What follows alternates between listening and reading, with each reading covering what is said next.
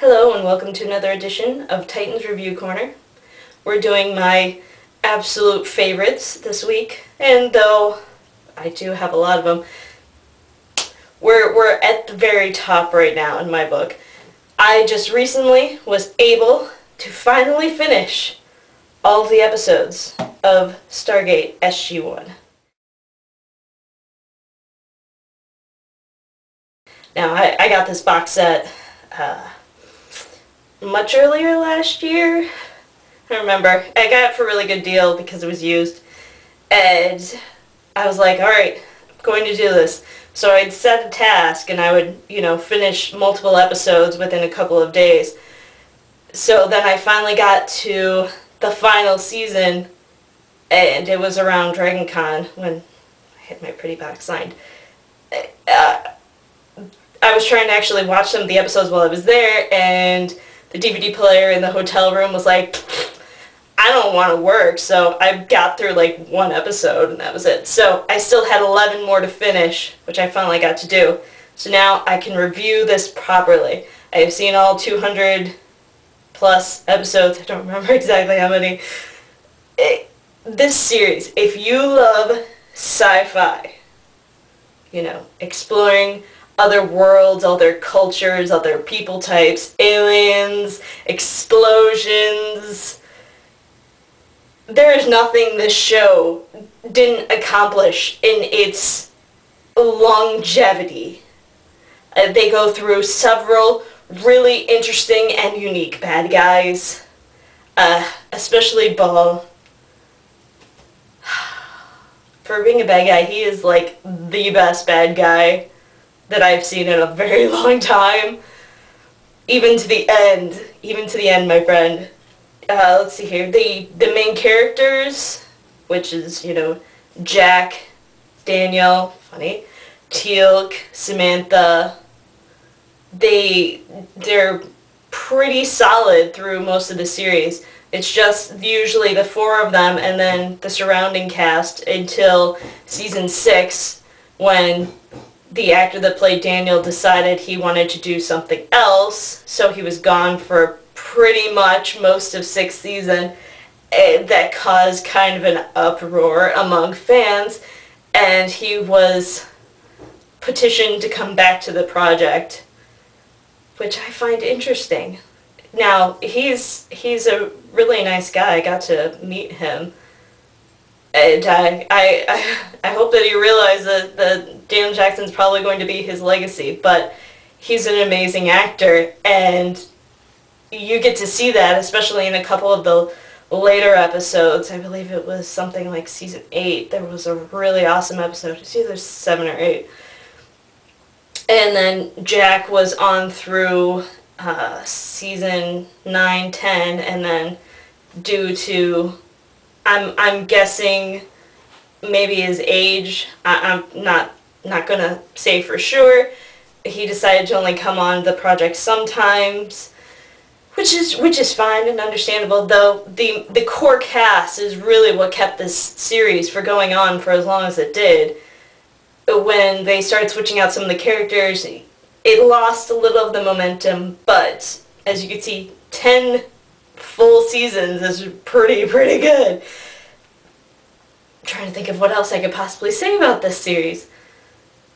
So, okay, we'll talk about near the end. So, after watching all of the final season, I felt a tiny bit let down due to the events of how they wrapped it up. Okay, they decided to cover this, and I'm so happy. These are actually my brother's copies, hence why they're on Blu-ray, not on DVD. 2 movies that came out, Continuum and Arc of Truth. Continuum came out first, so I watched that before the other one.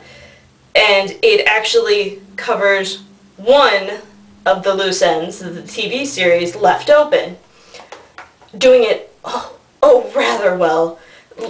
One of the fun things about Stargate is once in a great while, not so much that you'd be like, not this again. They do time travel episodes, and perfectly executed you know, because time is so weird, and they just, the way that they deal with it is just amazing. So that's Stargate Continuum. And then Arc of Truth, which ties up the other loose end that the final season presented. And if you have all the episodes and the 2 movies, you're set. This is the series for sci-fi people. And maybe even if you aren't a sci-fi fan, if you're open to the possibility of interesting characters and interesting storyline, might be able to draw you in too. My love for this series. If you like Star Trek, Star Wars, perhaps some vampire series, because they're sort of out of the box too. I'm trying to think of what else. That V series that's on right now, which actually, oh, you can't see her on here. She's actually in that too, the main character. Funny. Firefly. Should I keep going? I could if I thought about it long enough. I think I watch more sci-fi stuff than I do anything else. Farscape, Lex, you know. Actually, the funny story about this Stargate actually, after the movie, which the original movie is not included in this because it was a prelude, but it was something altogether self-contained, and they switched out actors and stuff for that, which, let me tell you, transitioning from the movie to the TV series, except for the looks, it was those characters. So, kudos on Richard Dean Anderson and Michael Shanks for having to pull that off. But yeah, it really, it covers so many different things and being interesting. There's still more that they could have done with it. Because they're constantly finding out new things. But wrapping up the bad guys from the last season was really important for me. I was like, if they don't, I'm gonna be done. But they did. And there is Stargate Atlantis, which I haven't finished yet because that's another 5 seasons.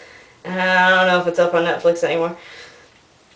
And there's Universe, which I tried to like Universe, but it got the repetition that it followed was not so good. I'm sure there are some Stargate fans out there that really like it. That seemed to be the case when I was at the Stargate panels at Dragon Con. Just didn't really appeal to me. I thought the characters were interesting, but they didn't really do enough Stargate-y things for me to really call it a Stargate episode. It reminded me a lot more of Battlestar Galactica for some odd reason. There's another one. If you like that, check this out. Okay, I'm done now. Stargate SG-1. Top of the line, A+, all around. Alright? Have a good night.